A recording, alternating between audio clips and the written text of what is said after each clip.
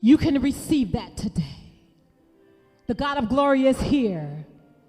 He's here. This is you. This is your deliverance.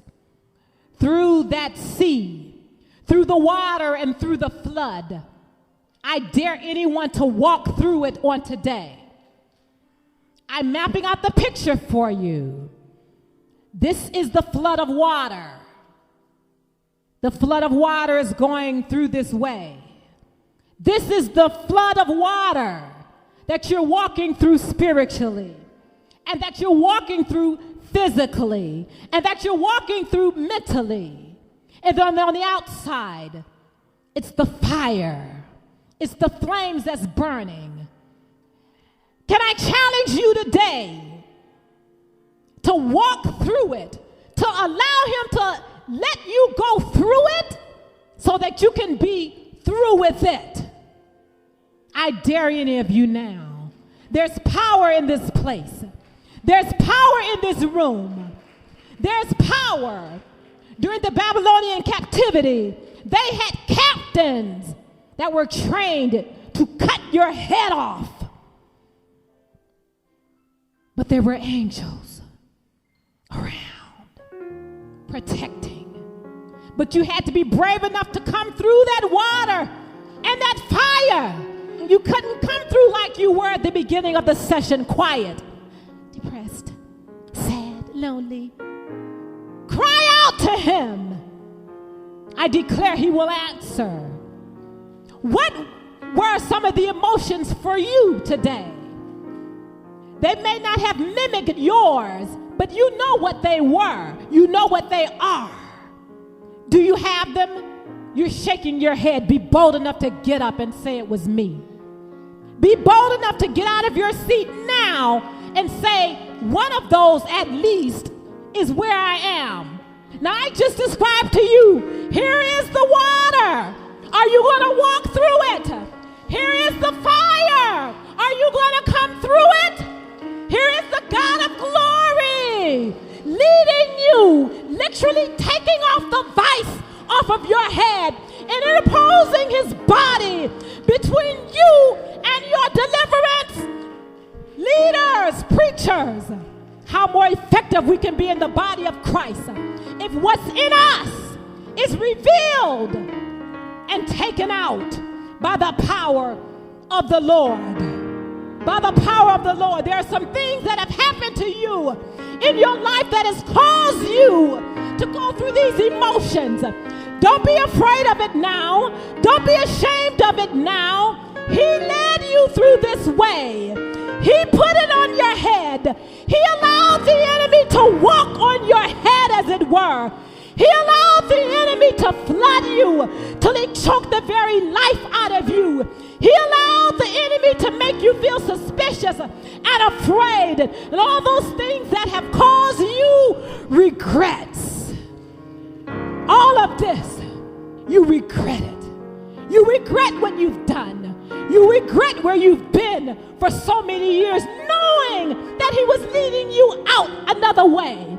I knew it, and I didn't want to go because I was afraid. And God took me through the fire and through the water, but he led me to my wealthy place. I'm no longer ashamed. I no longer have that vice on my head. I no longer feel the pain of the enemy trampling over my head while I'm laying prostrate on the ground. I no longer feel the frustration of praying and not knowing if God is even hearing me, because I regretted what I did. I regretted staying too long. I regretted not getting those accomplishments that I wanted. I regretted not saying the words that I should have said. Regret is one of the most damaging and cruel emotions that we could ever have. No, it's not depression. No, it's not anxiety. It's the regret of being in a place, full stage of life, looking back and said, I should have done that. Looking back and said, I should have gone there. Looking back and saying, that should have happened to me. That's regret. Such regret. Such regret. Things that have caused us to have regret. If I had done it then, if I had done it another way, if I had married somebody else, if I had children, if I had been there, if I should not have been there, if I hadn't been sexually abused as a child, I would be further along the road than I am now. If I hadn't been raped as a teenager, I could have been way down the street of ministry by now. If I had not been molested as an adult in the church, I would not be where I was mentally. But God took me out another way. Are you going? Are you going? Whatever it is for you, I'm just calling it out.